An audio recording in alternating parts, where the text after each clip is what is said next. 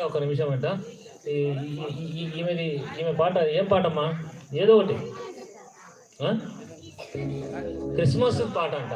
ఏం merry Christmas పాట download చేయడానికి మీరు ఎంత లోపల మీరు కానీ మీరు అయిన తర్వాత దానికి ఏమన్నా డ్యాన్స్ చేస్తామో ట్రై చేయండి.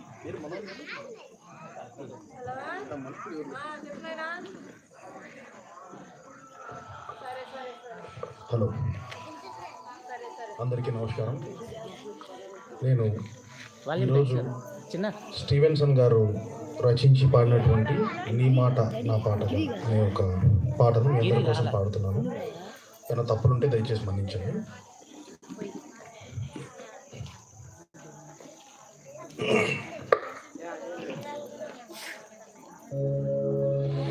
నీ మాట నా పాటగా అనుక్షణం పాడని